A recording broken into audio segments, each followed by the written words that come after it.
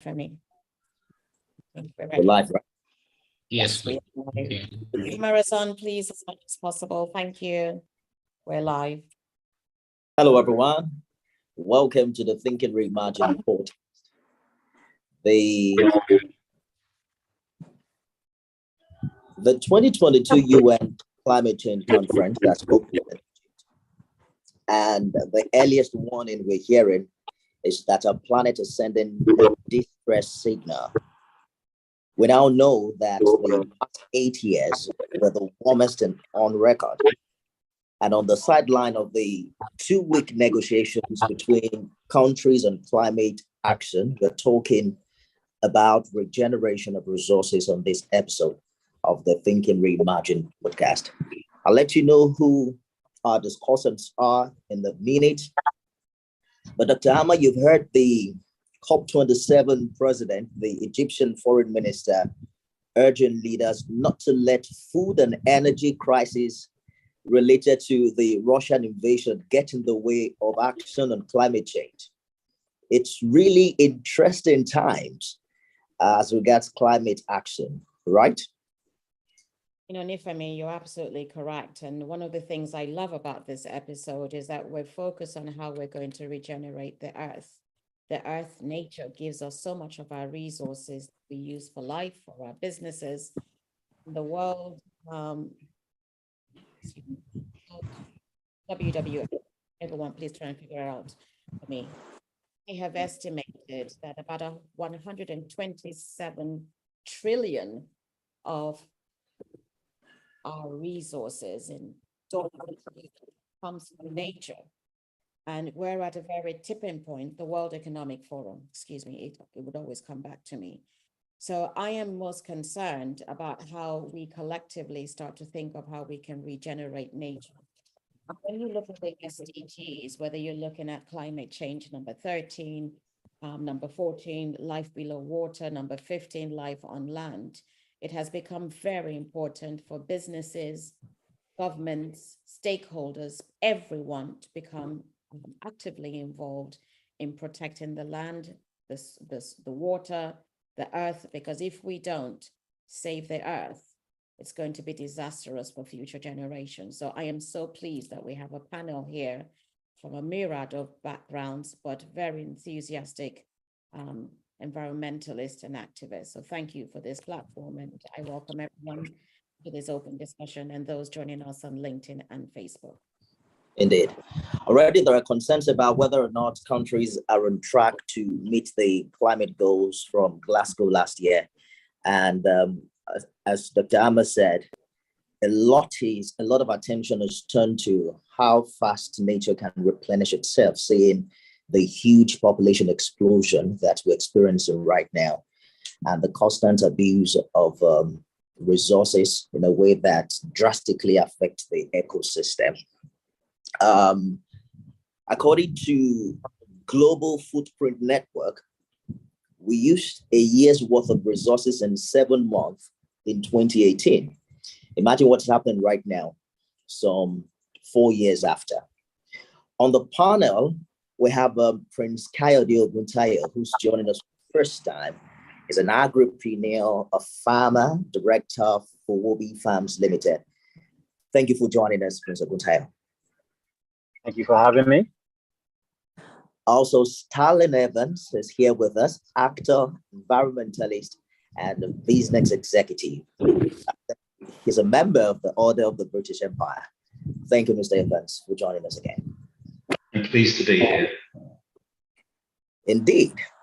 Also on the panel is Akintunde Disu, an environmentalist and founder of Pop Beach Club, a social enterprise based in Lagos, Nigeria.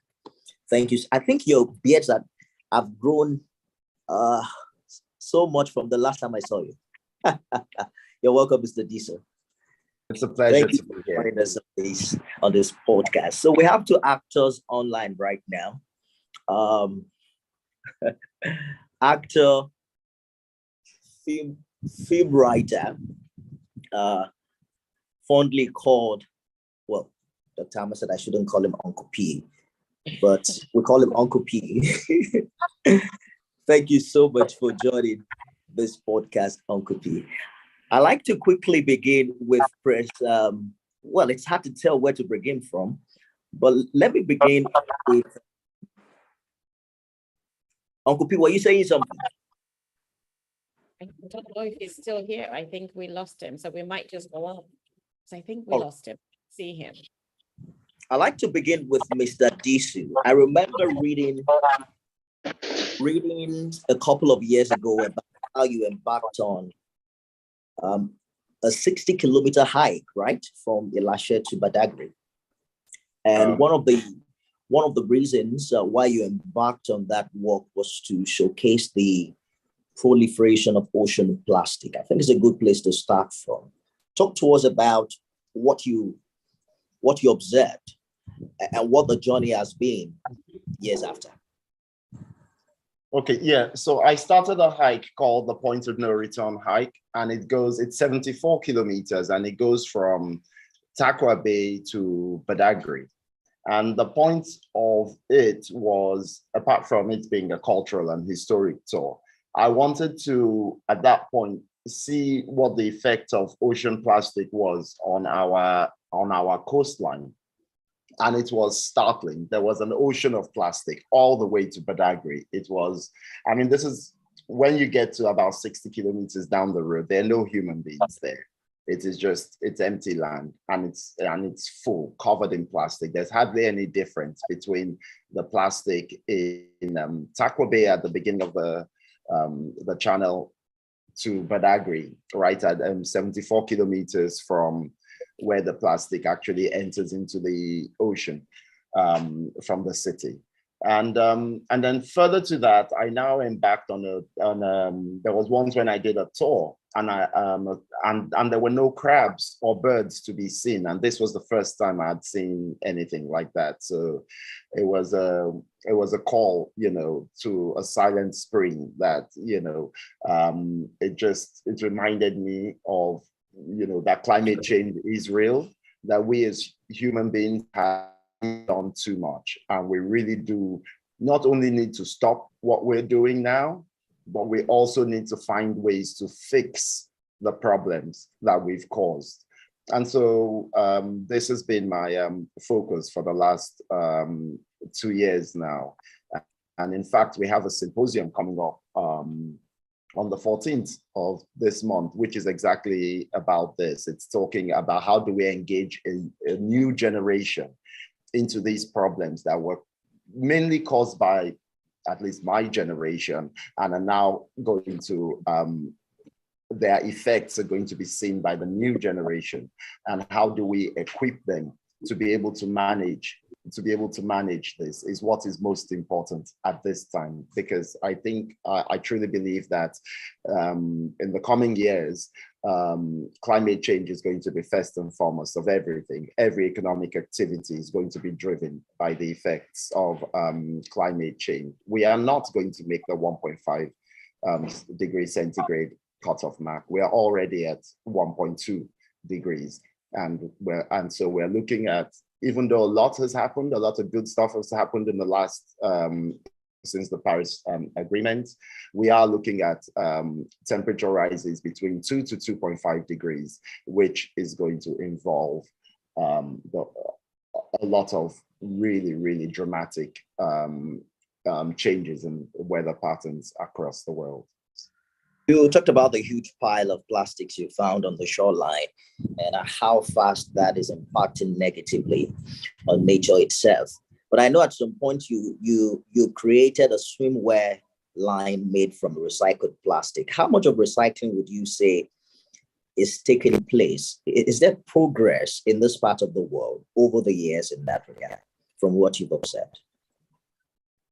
Yes, there's been a great deal of progress, but recycling itself has to be handled on an international level, because like in Lagos right now, there are loads of PET recyclers. PET is which is the plastic bottles you get water in, but that is just one of the many types of plastic. And we have loads of plastics that still can be recycled. We've got PVC, we've got laminate, we've got film that are still not really catered for in recycling. So, and when it comes to actually getting these things to a point where you can recycle them, we're going to have to depend on government to legislate, to enforce certain standards so that all plastic that is put into the system can actually be recycled and taken out of the system. Otherwise, we're never going to get a real circular economy going, and we're not going to be able to clean up the mess. All right, I'll get back to you. I just like all of our panelists to know that it's a spontaneous conversation. You can raise your hand if something pricks your interest and you'd like to jump in on it. Well, let me bring Prince Oguntayo on board. We have a farmer in the house. A lot have been said about regenerative agriculture and how much toxic is coming from chemicals, how they are poisoning fresh water, marine ecosystem, the pesticides and the fertilizers that we use. In Nigeria, we're battling global inflation, skyrocketing prices in food production.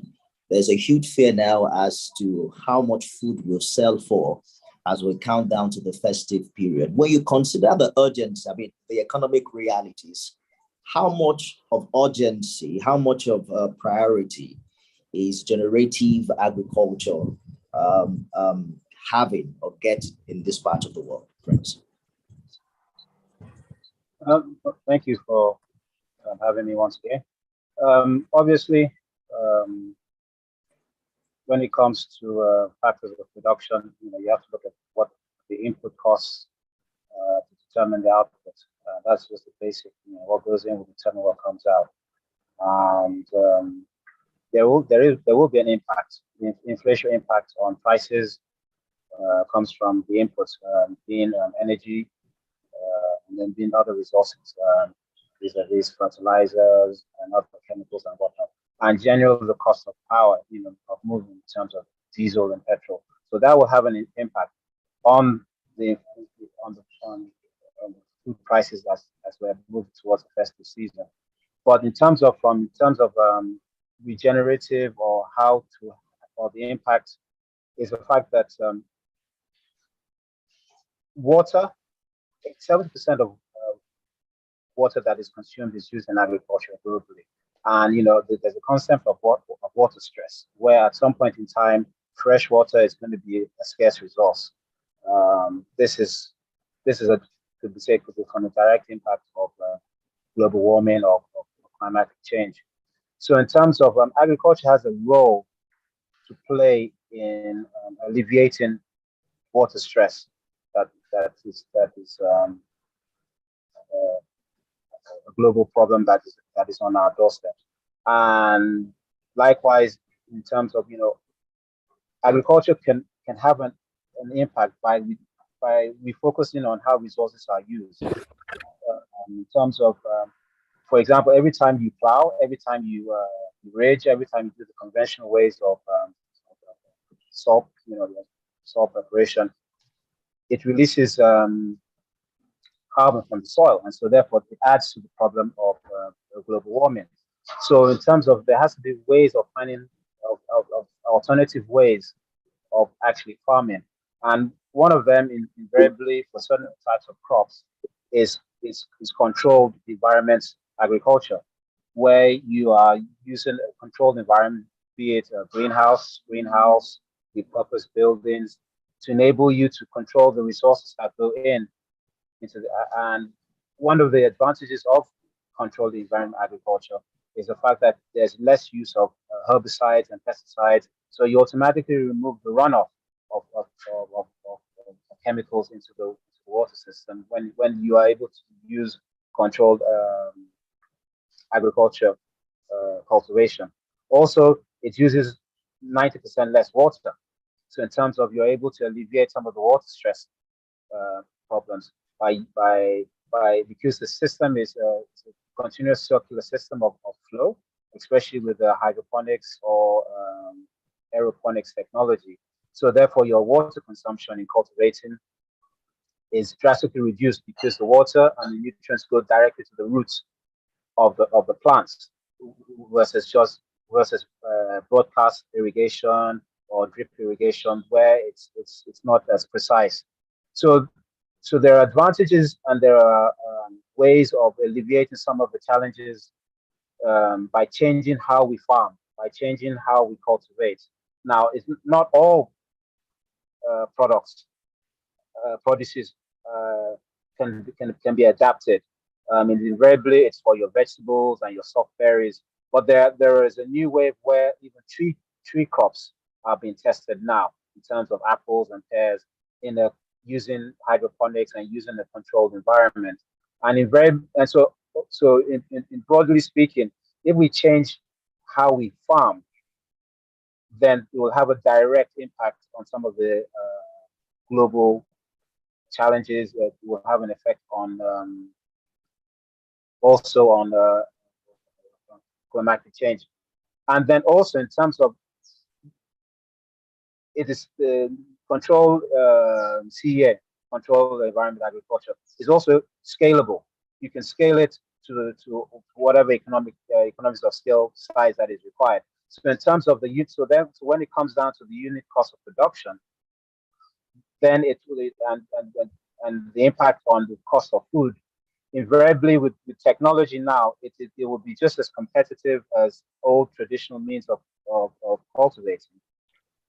And but you get better tasting, better quality, and having an impact on the environment, having on social, economic impact as well. So for me, in terms of, we really have to radically change how we cultivate.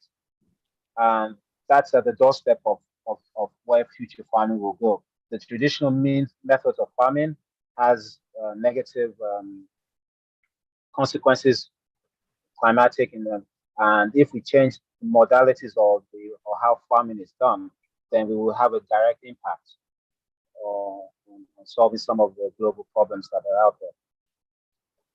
We'll talk about the Tama. What you saying? Yes, what is interesting about the conversation so far is the importance of nature and humanity and that unison that needs to occur.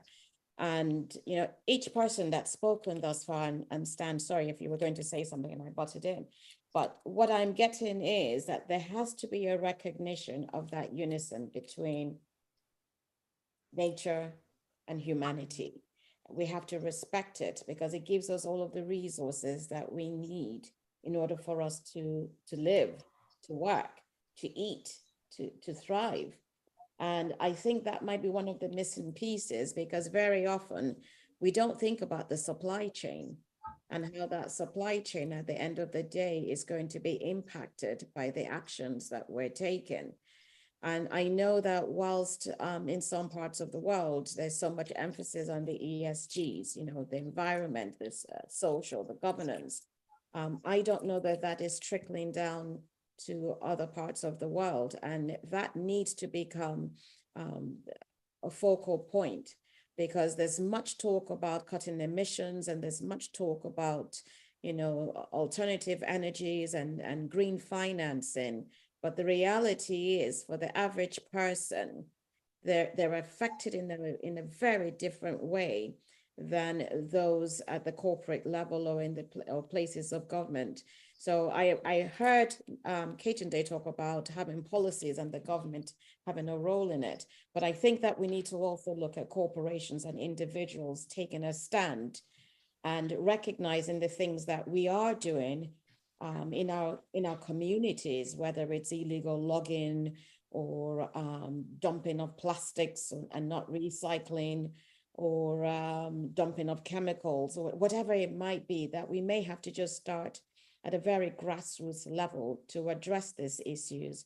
Because if we don't, it's going to become highly compounded by the other factors. So finding ways to mitigate it is going to be very important. But also looking at the natural ecosystem and the supply chain and how it feeds into it. We don't do that. I don't think that's occurring at the same level on the African continent, if I can just revert to that, as it is elsewhere. So I'm curious to see what San has to say to all of this discussion so far.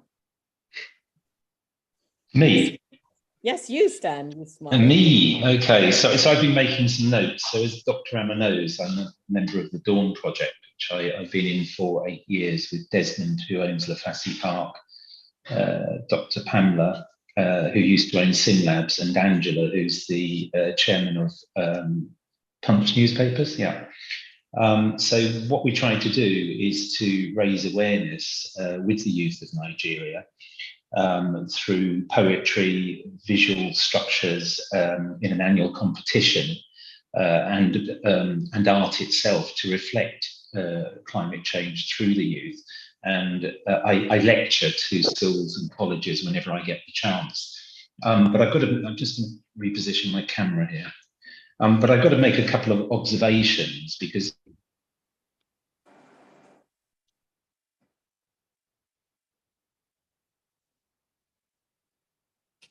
It looks like we've lost. Am I still there, or am I the only one? Are there others on? No, we're here. It's Okay. Still same. here. I think Who's it's it? when he moved his camera. I think we may have lost him. All right. While we're waiting for Mr. Evans to reconnect and join our conversation, I think I heard Prince Oguntayo talked about the need to evolve from the traditional system of farming to, hydroponics and aeroponics and things like that. I just would like to find out from you how far we've gone, particularly in this part of the world in that regard. I've seen a few of such farms, but the majority of the food we consume is still coming from the soil, right? Yes, I mean, in terms of you could have your traditional greenhouse or screenhouse, but still using soil as the media to grow and to cultivate. But the new wave or the new technology is the hydroponics or aeroponics, which is soilless, where it's just the water and the nutrients that is used to cultivate and to grow. Basically, it's soilless. So, and using soilless means to grow and cultivate, it has an impact from the perspective that you're not using the traditional soils where there are microorganisms that are in the soil that have an impact on whatever you're cultivating. And so the direct impact of hydroponics or aeroponics is very early. It's very early in the stage in Nigeria or in Africa, in terms of it's the standard technology that's used to cultivate vegetables and fruit in more advanced or developed economies, like Holland is the second largest producers of vegetables and fruits globally, and hydroponics or aeroponics systems is what is used to cultivate. The technology can easily be adaptable locally, in terms of one, you need a controlled, it could be your basic greenhouse. It doesn't have to be a fabric, mechanized, an advanced greenhouse structure. It can just be a greenhouse with net, can be locally fabricated. So basically, you're controlling the environment of what you're cultivating. But the use of hydroponic systems where you're using soilless has a major, especially with a circulating flow of water, has a major advantage, because you're not losing the water. It's being recycled and it's being reprocessed, and the nutrients that is feeding it's within that water system. So that's where the advantages come. That's why you use 90% less water. So it has a more capital upfront capex investment, in terms of the fact that you have to have your energy source. You have to have your motorized pumps to enable the water circulating system. But that energy source can be, with the advancing technology and the reduced cost in solar power.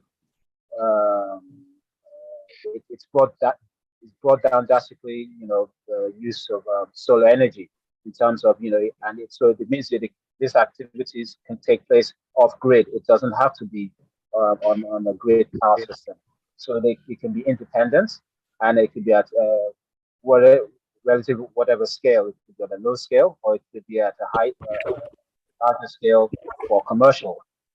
And so therefore, if it's adapted, we could have sustainable forms of farming or cultivating, both at a low scale for individual subsistence farmers, or it could also be at a commercial scale for large scale commercial farming. It seems Mr. Evans is back. You were sharing with us about a project in the line of climate change. I think that there must have been a Chinese organization listening in, and they cut me off when I said they were one of the biggest polluters. But I'm back now. So I was in full flow. So one of the things I do when I talk to the organizations, principally the school organizations, is talk to the children about being climate aware. And one of the examples I use, and Dr. Ram has heard this on numerous occasions, is a vehicle called a G-Wagon, which has Mercedes badges on it, but the vehicle here is actually made in India, the one that's sold here. And the CO2 on the standard G-Wagon is between 297 grams per kilometre travelled and 440, whereas, for example, a Range Rover hybrid would produce 28 grams. So the G-Wagon is around 900 times more polluting than a Range Rover. So what I say to the children is that you can reflect your success, but wrap it in kindness. Now, the last time I put that lecture across, and I choose the G-Wagon, but it's any V8 engined car or any V6 engined car.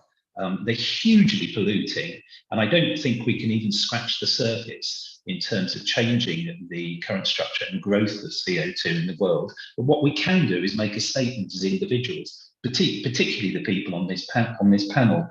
So the last time I gave that lecture, and it's quite a long lecture when I talk to the kids, it's 7 minutes. One of them said, "What car do you drive?" And I'd arrived in my 4Runner, which is a V6, and the CO2 on that is 224. So I made an active decision 11 weeks ago to stop using it, and I'm now using a CO2 of 118, which is a 1.4 litre small saloon. So it was an active decision. So what I'm doing, I'm saying, look, I am climate aware. I'm not reflecting my status. I'm driving a small, albeit new saloon. Now, it's easier to do that in the first world countries. So my daughters, for example, both drive electric cars. My grandchildren have to walk to school 2 days a week. They ban the use of cars, and they have a CO2 life chart. So that's submitted every 2 weeks. Here, because most of the people live hand to mouth, that can't be done.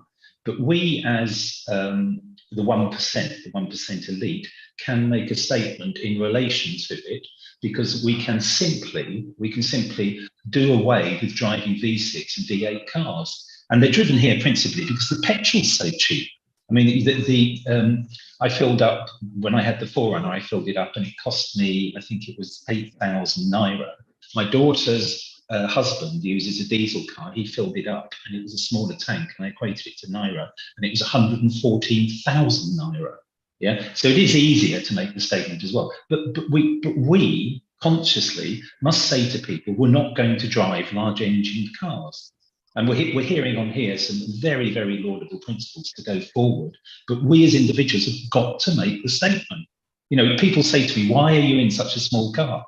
Because I made a decision to stop using a polluting car that's destroying the planet. And the G-Wagon is the personification of that, of evil, that you're polluting the planet and you don't care. You're saying I'm successful and I don't care. So I finished it. There you go. Well done. Who else thinks of the climate before buying a car? You've got to. I do. I'm not. When I land at Heathrow, I am not allowed to park on my daughter's drive unless the car is below 99. I once arrived in a car that was 111. I had to park it down the road. That's how passionate they are about climate change.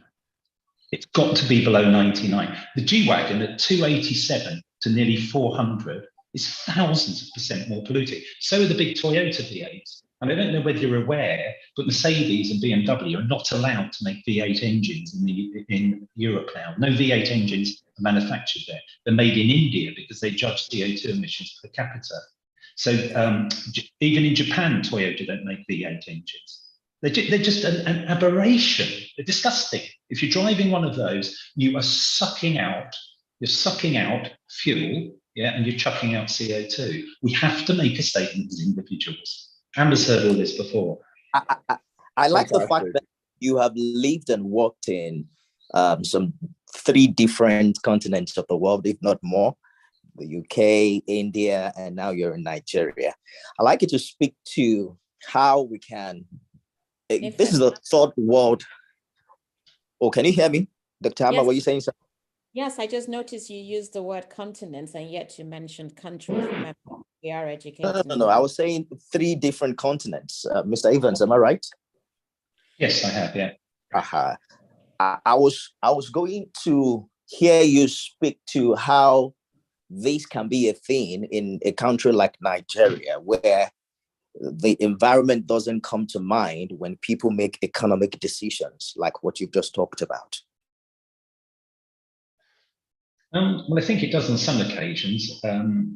I choose vehicles because that's part of my original the original industry I was involved with. I can tell you that my experience anecdotally, well, no, not anecdotally, factually in India, was the buyers of vehicles were more conscious. So, for example, in the factory where they make the majority of components for the G-Wagon in India, which is in a place called Pune, just outside of Mumbai, Prasanth Fiodia, who's the owner of that, which is Force Motors, a joint venture with another company, he bought a Cayenne hybrid because he is aware of CO2 concerns. So he made a conscious decision. And many of the Indian successful business people, the elite, drive CO2, drive vehicles that have lower emissions. It is a conscious decision. Having said that, fuel is substantially more expensive there. Right. Well, you know what Stan brings to mind. Oh, sorry, Akintunde, please go ahead. I just I wanted to jump on what he said, and it's like the average car user anyway uses almost 2 tons, produces almost 2 tons of CO2. And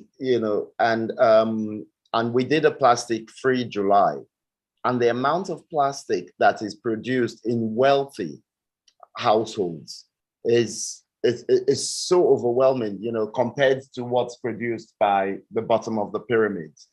They produce hardly any, or they use hardly any plastic, and so this whole thing has to actually come from the top and filter down.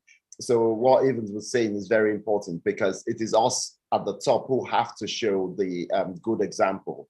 And you see, we also create the trends that everybody follows. So it's really important what the first world or the industrialized nations are doing and everything, but it's we as well on a Nigerian, talking of Nigerians, we as well at the top have to start showing this, not just actually talking about it, and that's why I was saying things like government policy, because as I said, it boils down to the price of petrol. If you can afford to use, it's very important for the kind of car you use, and carbon credits, the use of carbon credits as a stick and a carrot is something we're going to see a lot of as we move forward, I hope, to try and help us have a tool to combat this as well. It's really important. Well, what I was going to say actually dovetails with what Stan and Kayode just talked about, and that's going back to the basics. How do we get everyone to understand that they are contributing to the issues at hand? because when you have people looking up to that 1% and perceiving that the actions of the 1% is the right thing and the thing to aspire for, yet the 1% is not aware, or they know, but they pretend not to be aware that they are contributing to the problem. I think that, you know, there is a position that we must take to become more nature sensitive, more nature aware. I'm looking for the right phrase today, because it is easy to, when you have the funds, to buy bottles of water and keep drinking and abandoning them, whether you finish them or not. But the reality is that many of these plastic bottles, because that's what is predominant, can be reused. And why aren't we making initiatives or putting in place initiatives that are moving us away from some of these activities? I mean, why do we have to go to parties and people are handing out more and more plastic? Do you need any more plastic? The answer is no. You probably have many of these tubs already, so stop handing out plastics. Start to produce other alternatives that are friendlier to nature and reusable, as opposed to plastic tubs, plastic this. It's all over the place. So we need to push for alternatives to be in place. And one of the other topics that came to mind, as I think it was Stanley, but it might have been Kayode talking, and I was thinking about deforestation. We're not spending much time talking about deforestation, because that's also affecting the energy level, the resources, the regeneration of the resources and all of that. So I do think we also need to bring that to the forefront of our discussion as well. Indeed. How much are we doing with education? I know that we've talked about the fact that not many people are aware about this, but Mr. Evans also talked about the need for children to know early. Mr. Prince Oguntayo, would you say that we're doing enough in educating our children on topics like this? Can I say something, Nifemi, about that question you just raised? Now, where your child attends school affects the information that you have. But when you're talking about a country where supposedly the population is 200 and something, you know, nobody knows the real figure.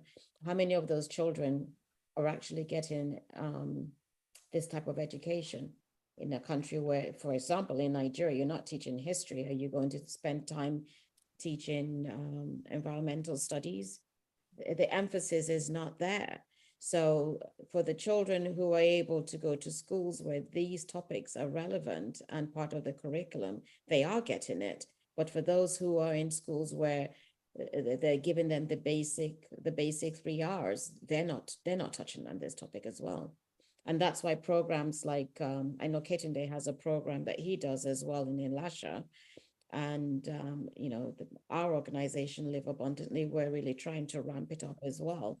It becomes absolutely essential, but it depends on where you are. I mean, if you're in this part of the world where I am currently, it is part of your learning, and you see it everywhere you go. I mean, we have to recycle down to food waste. You know, your food waste goes into a container, your recyclables, the mixed waste, all of that is done over here. I remember attending a program in Lagos whilst I was there. I won't name it, but this was a government-sponsored program. And what they wanted to do was hand out plastic bags so that people could use plastic bags to sort out their waste. And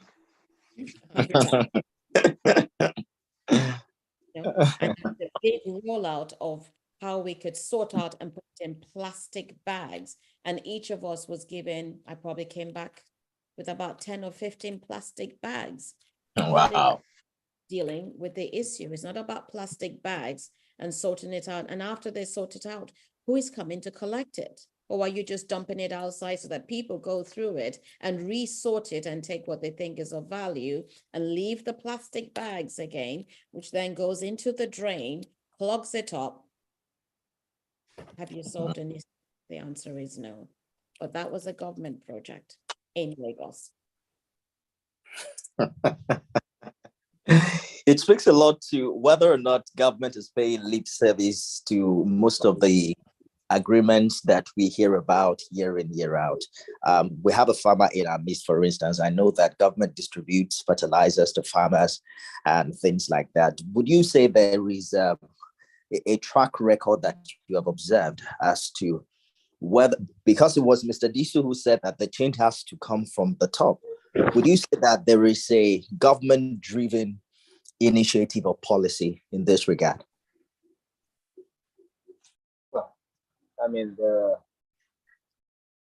policies that are formulated, it's a different kettle of fish in terms of the actual implementation of it, and the actual, what's on ground. But it does start from the top. It must start, it's unfortunate. It's not trickle down economics, but it's trickle down actualization, in the sense of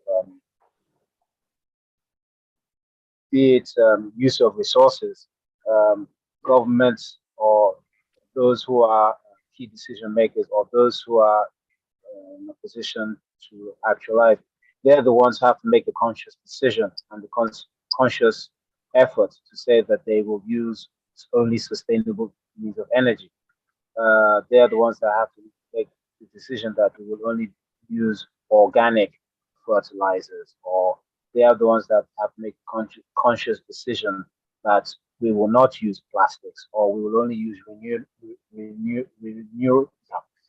renewable resources. That one is sacrosanct, and I think that, like it's been agreed. It starts from the top, just like Stan says. It is the 1% who are going into farming, or who are going to any, that must decide that, okay, this is how consciously I am going to cultivate going forward. I'm going to see how much I can what the impact is on climate, carbon footprint. How can I use sustainable solutions, be it energy, be it resources? It has to be a conscious decision now that anybody that's going into farming.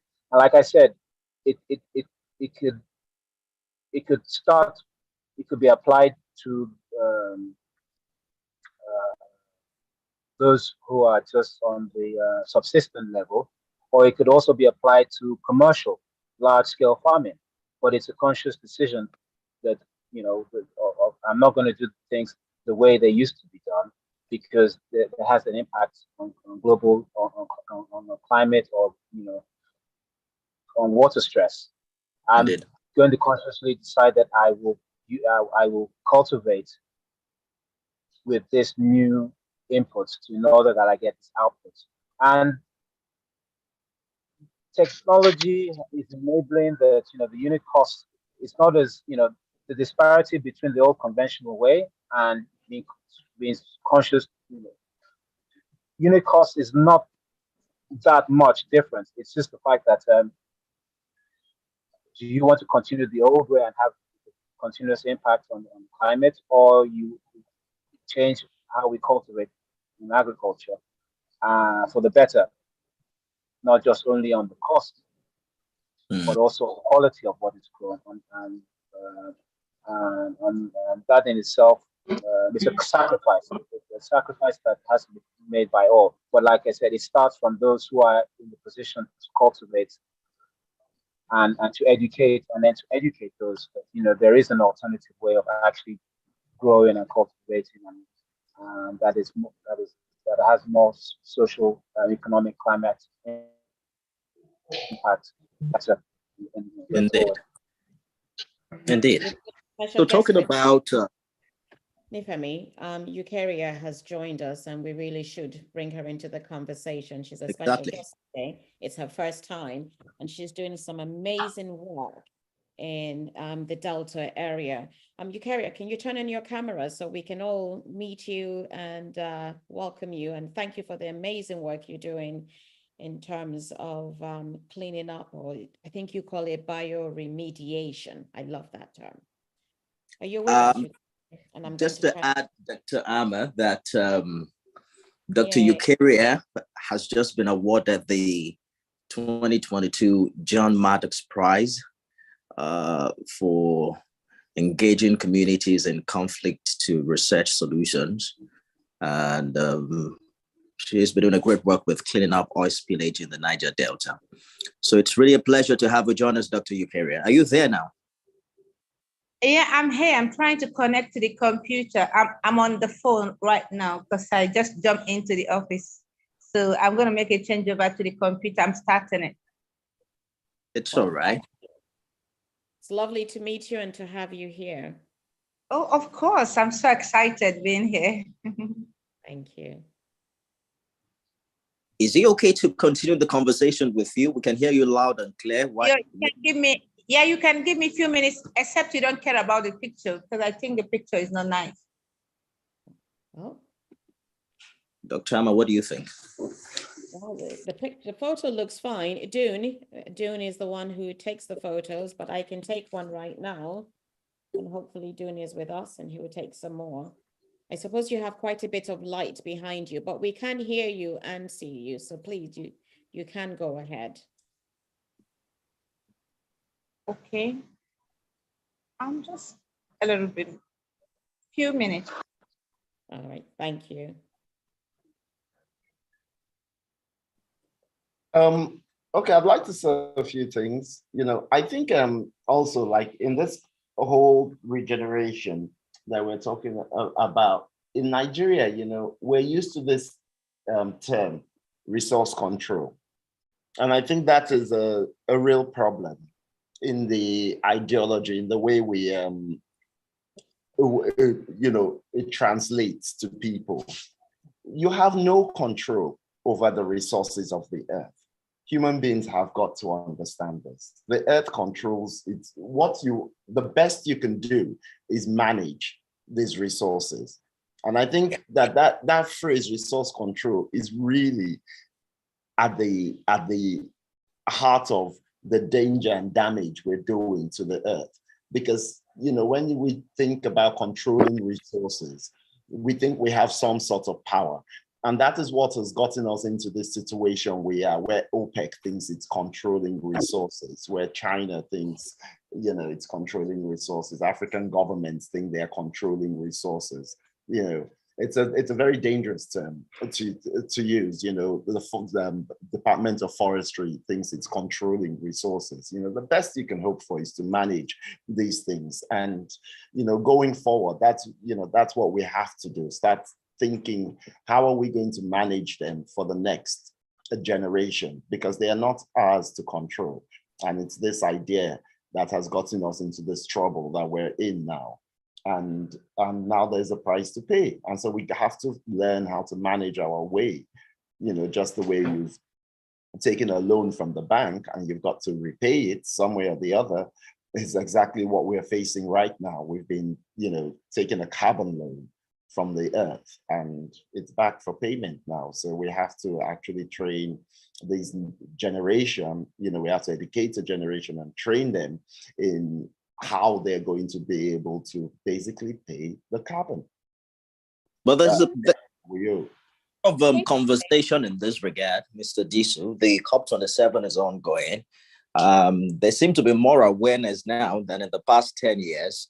Are we on the right track? Because if you have an issue with the terminology of a whole continental organization, would sound like, I don't know how to put it, but is there so much reflection?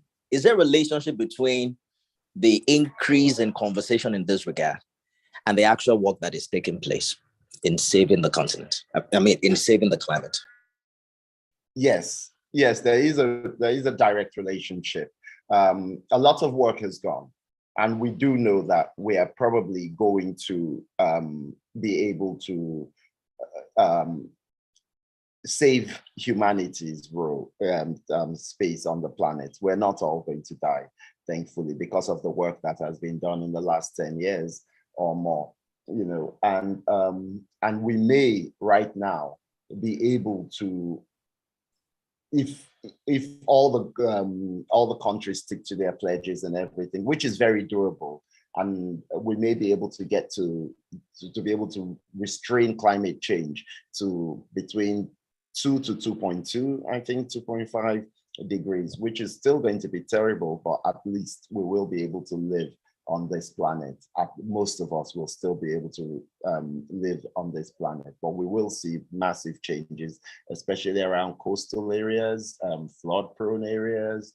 You know, we're going to see drought and, you know, desertification taking over, but we would also, there's a lot of science that has gone in and has come in to really help.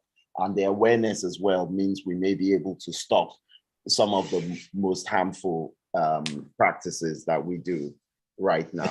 So it is good news. And thankfully, Dr. Eucharia has joined us. She's also doing a fantastic job in that regard with our cleanup project in Niger Delta region of the country. Dr. Ama mentioned bioremediation. It's unfortunate that we will not have enough time to explore all the works you've done. Perhaps we'll dedicate another episode to have an exclusive chat with you, Dr. Eucharia. But would you like to talk to us about your bioremediation project in Niger Delta, Nigeria, how far you've gone and how much progress you've made? Of course. Thank you. It's a pleasure to be here. I say that again. My bioremediation project in the Niger Delta, I have a lot of communities like that. In Ahoda, I have 2 communities. We started some in Nogale and Eleme, but we abandoned it due to insecurity and stress.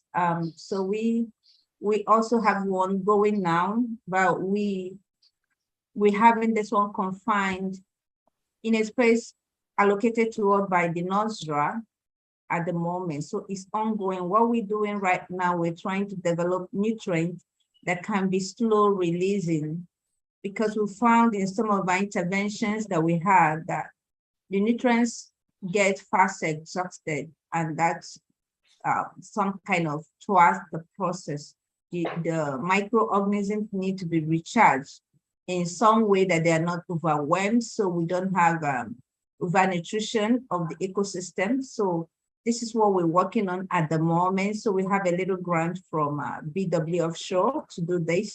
So hopefully that we can make a headway with this. So I've had a lot of variants of the phytoremediation where we use plants to support the microorganisms.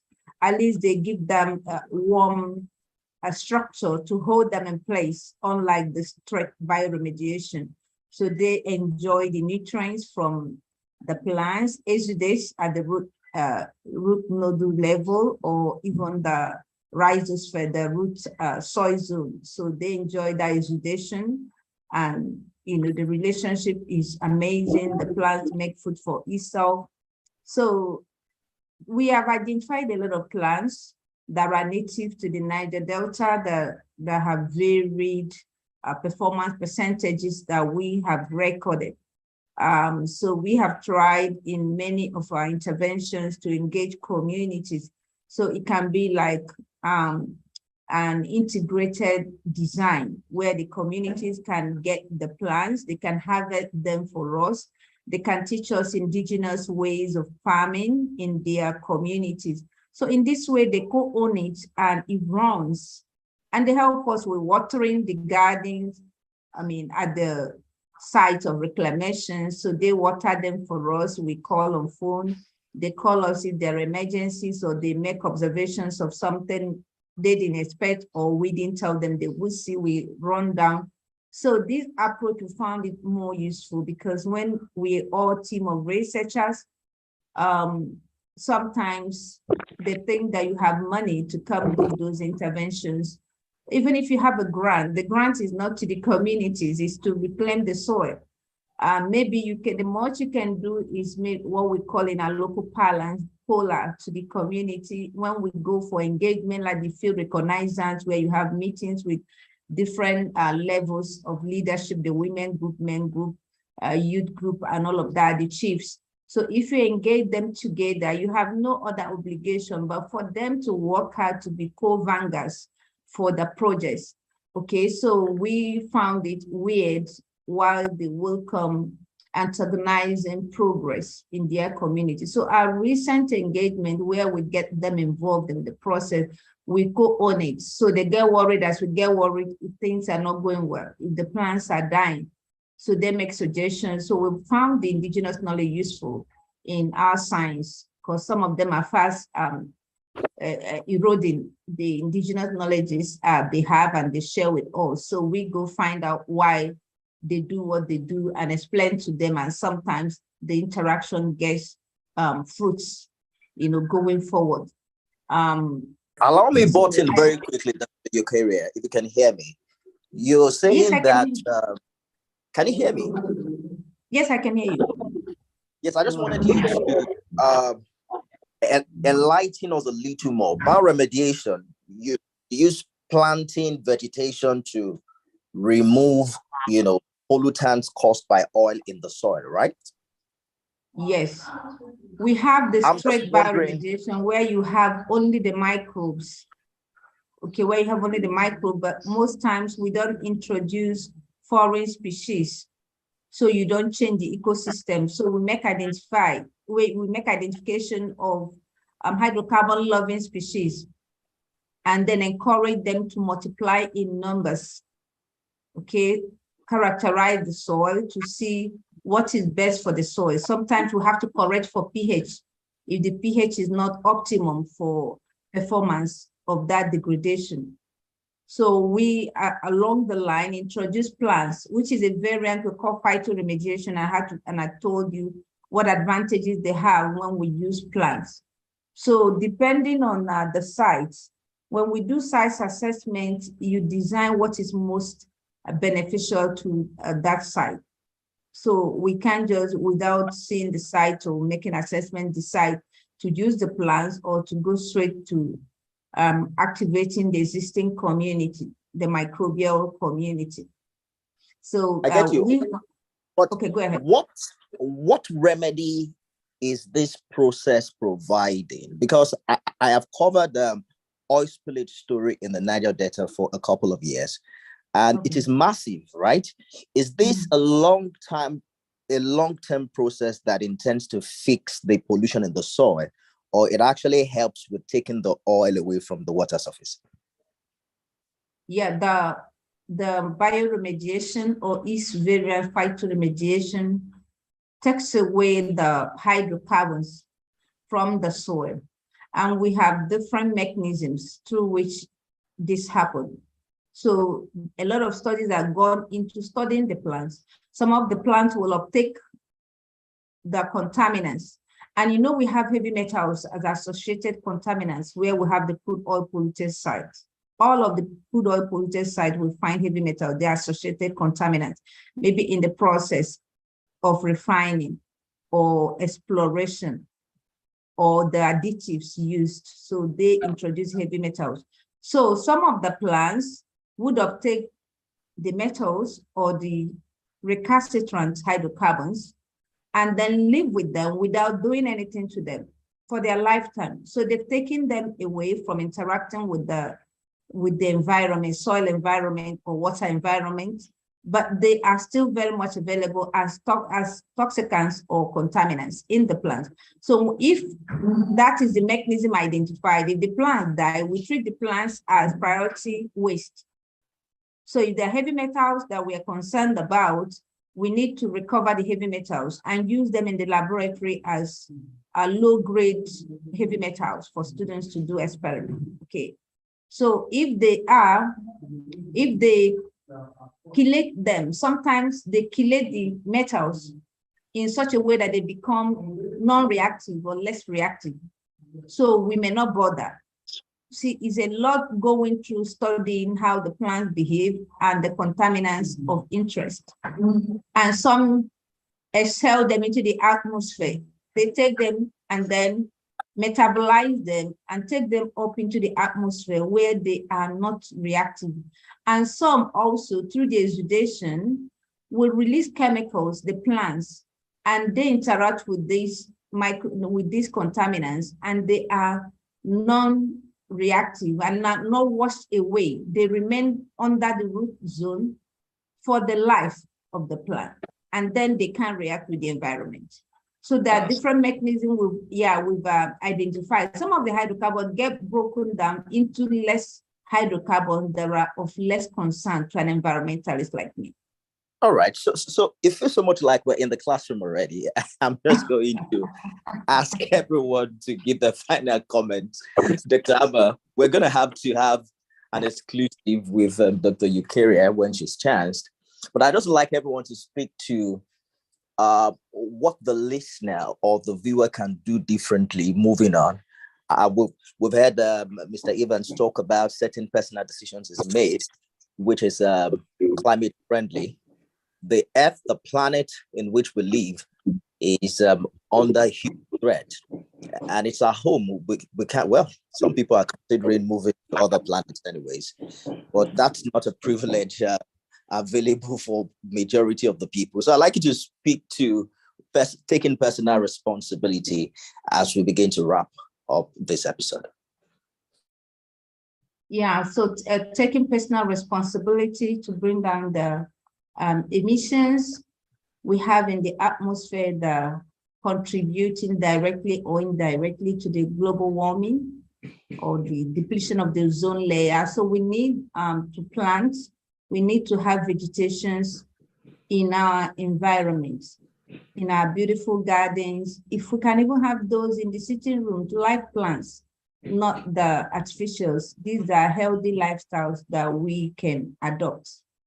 And we should try, yeah, you're saying something, okay. We should try to also use the patronage of chemicals.